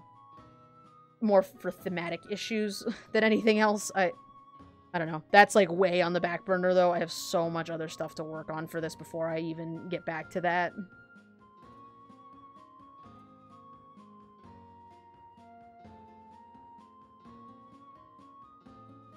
Oh, is your Sona gargoyle? That's so cool. You should share a picture, because I don't think I've ever seen your Sona before, unless you shared it on the Discord and I missed it.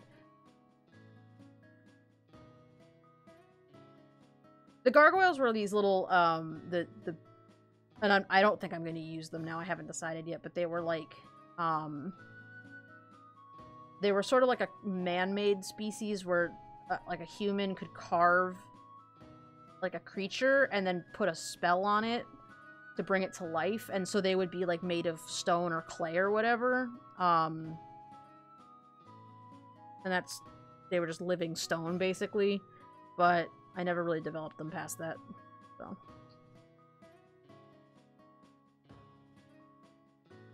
Yeah, I ended up making Lorhondo much less edgy. I think that's an excellent way to put it. Less edge.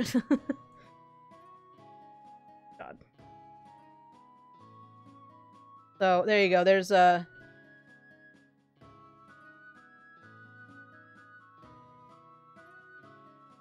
Now you know. I just realized that this whole image right here, the whole reason I drew this was so that I could draw, so that you could see what a crop looks like when it's, like, filled with food, but I never actually made the image big enough that you would be able to see it.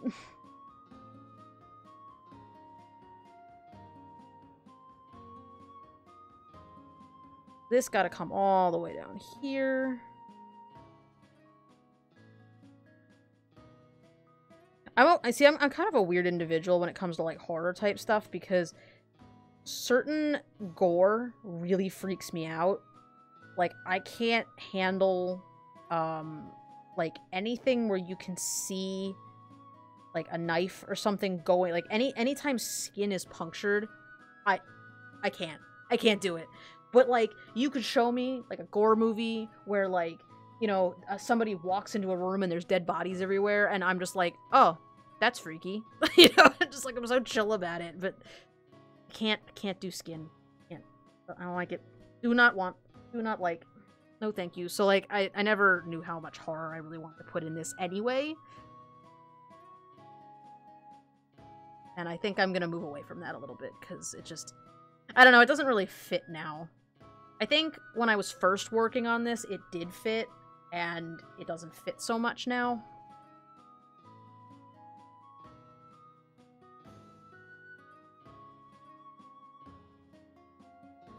Yeah, I definitely want to see a gargoyle Sona. I would love to see that.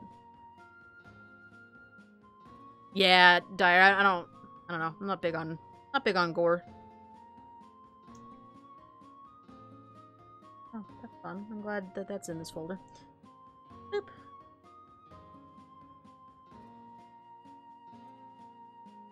Yeah, I agree. Well, and the Jedoa became a lot more cute, too. I don't know if I mentioned this before, but I actually got the idea for the Jedoa from the game Journey.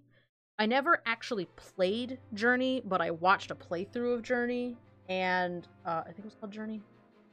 And I loved the main character and how they moved across the sand, and I wanted to have that, but I didn't want to obviously do humans. And originally they were like,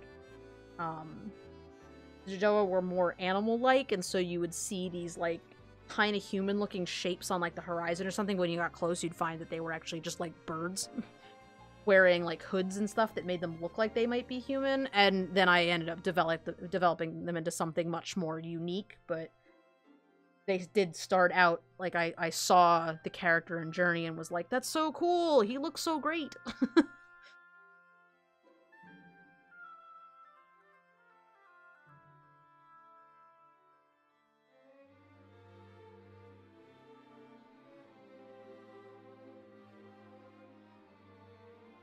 That's actually a super cool idea.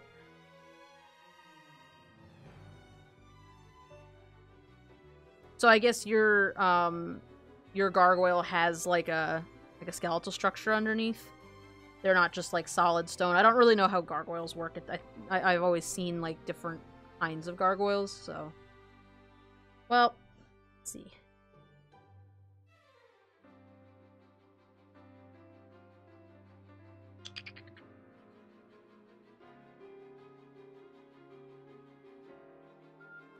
Kind of thinking about like, I want to put that little blurb about genetics on one of these sheets, but I think it should go on this one. It should maybe go on this one somewhere. Maybe I could put it like, I could put it on the bottom. Maybe it could go like, or maybe it could go in this blank space up here. I don't know if that would be too close. Surprised I didn't mention colors on this, actually.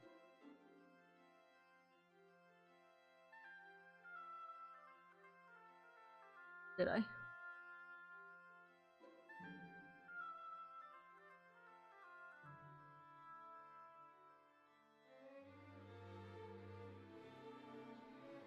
Weird, I never talked about color on this sheet.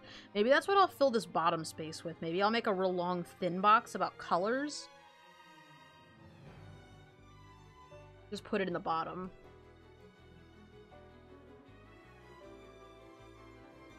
Okay, well.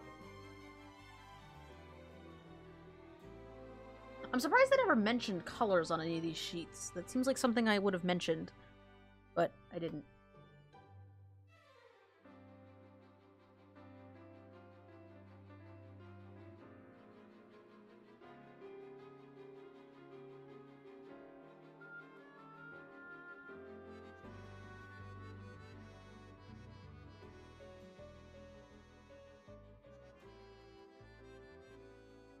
Oh, okay. I haven't actually watched it, but I am familiar with gargoyles. Like I know of its existence, and I sort of know of it.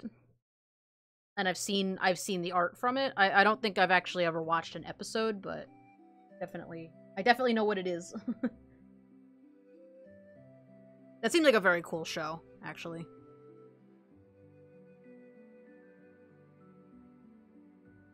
Oh, it's 10:10. But I'm also, like, not that committed to going to bed. I don't have to get up for work tomorrow, because I don't feel like going in, so. Maybe I'll just do what I want. I'm an adult.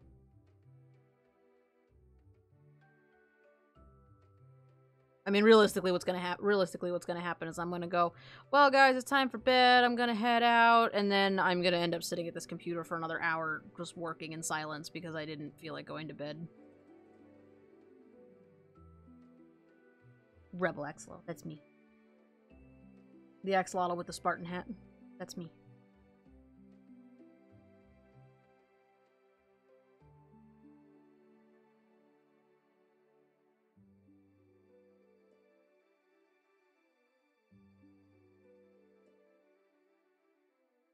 Sorta don't feel like coloring in the back of the ribcage, so I'm just not. The other things the axolotl does not want to do. That. Can't tell me what to do because you're not my mom.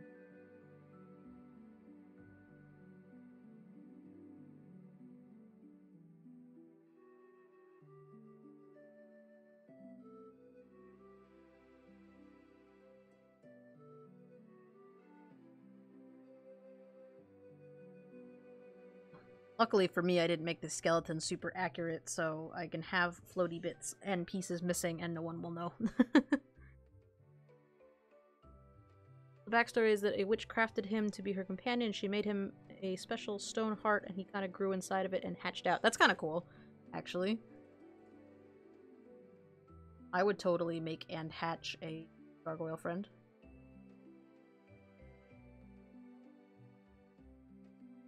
I am not a witch, though, so, you know. Can't do that. Ah, happy almost birthday.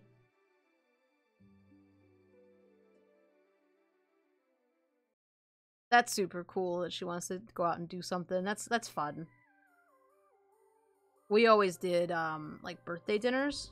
So, whoever's, like, on your birthday, you would pick where everybody went out for dinner, and we would go out for dinner. But then it sort of became a whenever everyone's available.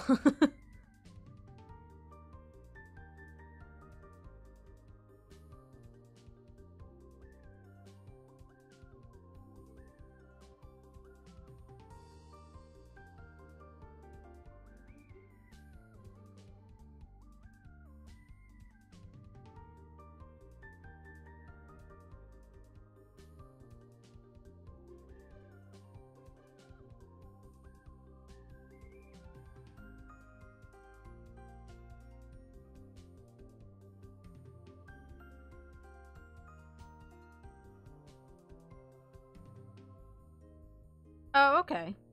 Well, hey, you gotta start somewhere, right? Sorry, I got a little quiet there. I kind of, like, zoned out. I got really, like, relaxed. Like, oh, just coloring a herb, coloring in a skeleton. Getting chill.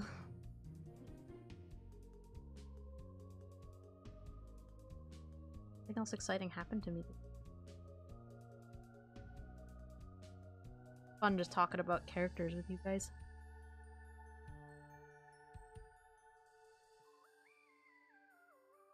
Well, hey, you got another week of freedom. That's pretty good.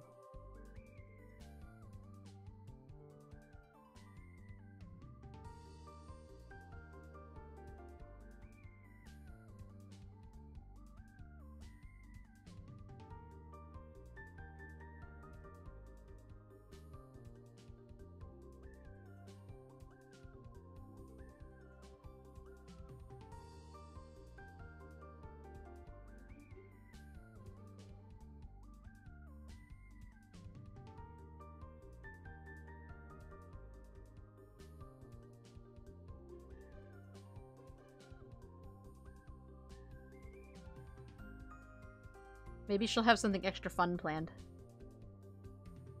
If not, though, going to your favorite restaurant would be cool. What, if you had to pick your favorite restaurant, what would it be? Like, where do you usually go for your birthday for your favorite restaurant?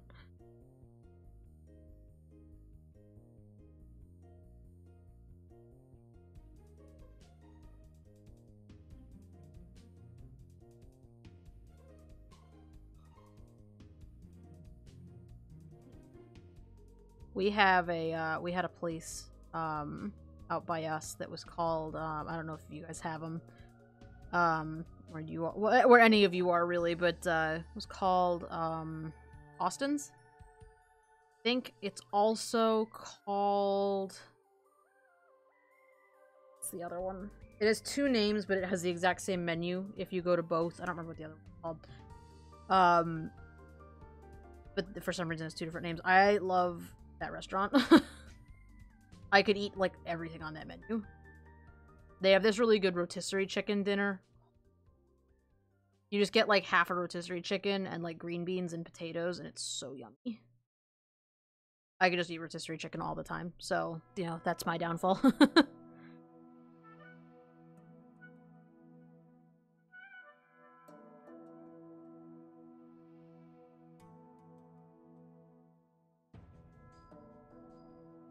So I guess technically,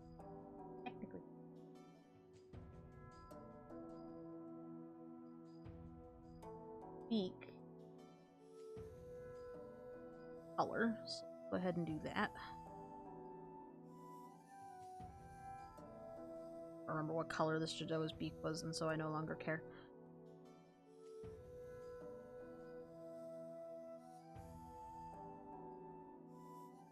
We also had this locally owned place called the Arbor Inn that was really good. They had this like steak and fritters. Fritters, is that the name for them? I know they have these really yummy, like crunchy shoestring fries. That place. You just get steak and like a whole big pile of shoestring French fries. And like, you know, vegetables and shit, but mostly those. Mostly the French fries. That place was really good too. I don't know how I got on food. Oh, because you were talking about restaurants. I was curious what your favorite, where you would go for your birthday. I think I usually picked Austin's for my birthday, though. Where did I go and do up here?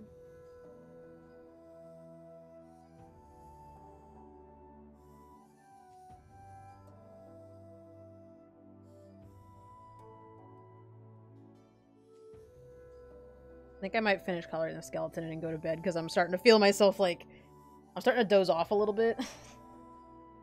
I'm actually more tired than I thought I was going to be. And I thought, you know, oh, I'm not really going to work. I don't think I'm going to work tomorrow, so I could stay up for a little bit, but I'm actually a little tired. I haven't really had a chance to, like, properly catch up from my break. It was a lot of staying up until 2 a.m. and then not falling asleep until, like, after that. Alright, that should do the trick. Oh, salmon and hash browns sounds so good. I love salmon, though, just in general. I just really enjoy salmon.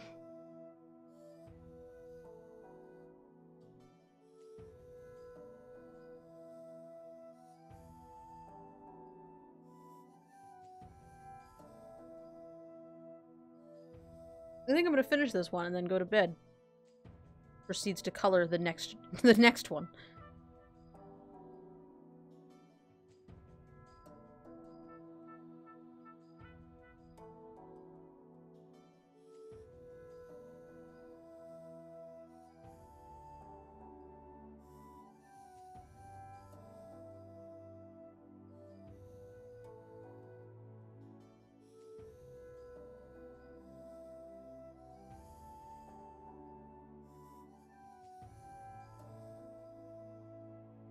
My only thing with salmon, and maybe you guys know better than I do, maybe some of you guys have some tips for me, but I cannot find salmon in, like, the thick steaks.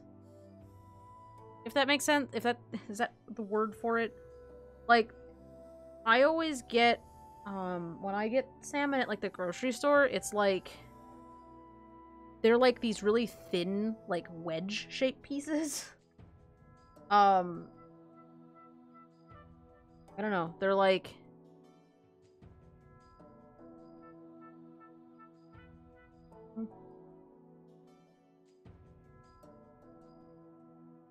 You know, like, they're the kind that are like... that are like this. And they're not the kind that are like when you think of it, you know. Like, I want this kind, but I keep finding this kind. That makes sense. Like my stupid salmon drawing. I don't know. I want the big thick ones like you get at restaurants, but I can't ever find them.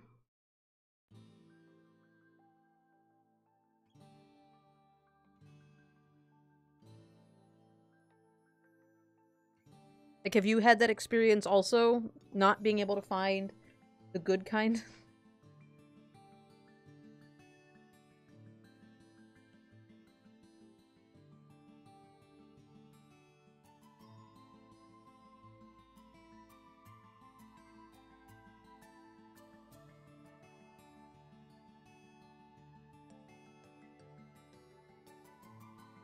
Like, is that something you have to get directly from the deli, maybe?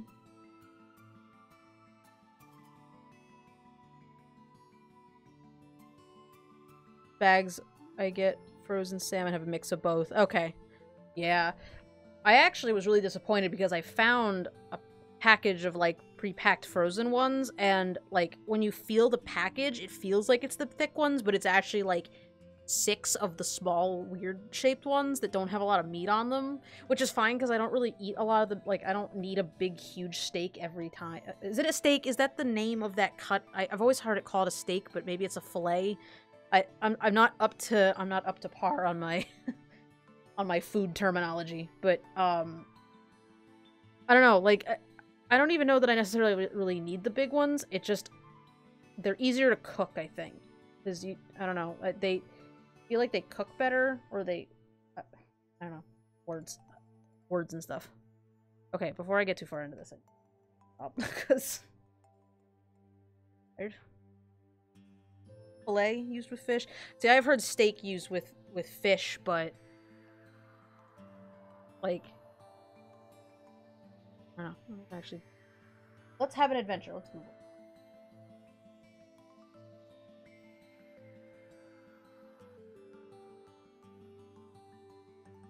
Oh, okay. So a steak is that cut. It looks. Yeah. See, I want the ones that look like this, but I can't ever find them. Difference.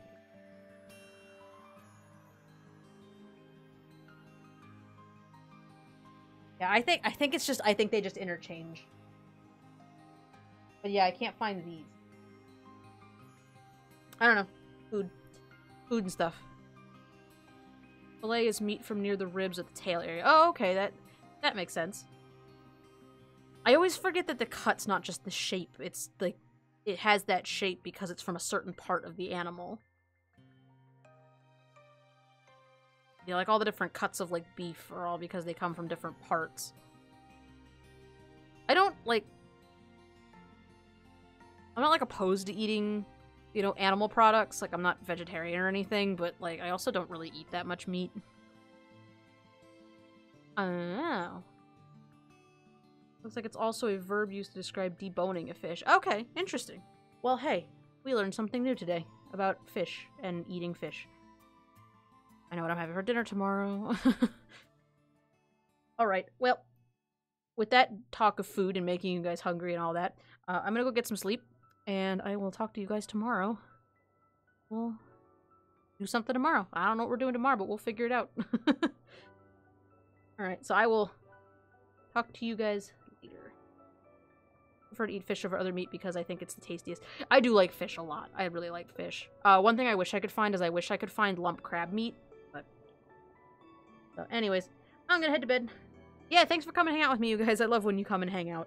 But I'll talk to you guys later. Have a good night or a good day, and I will see you later. Bye!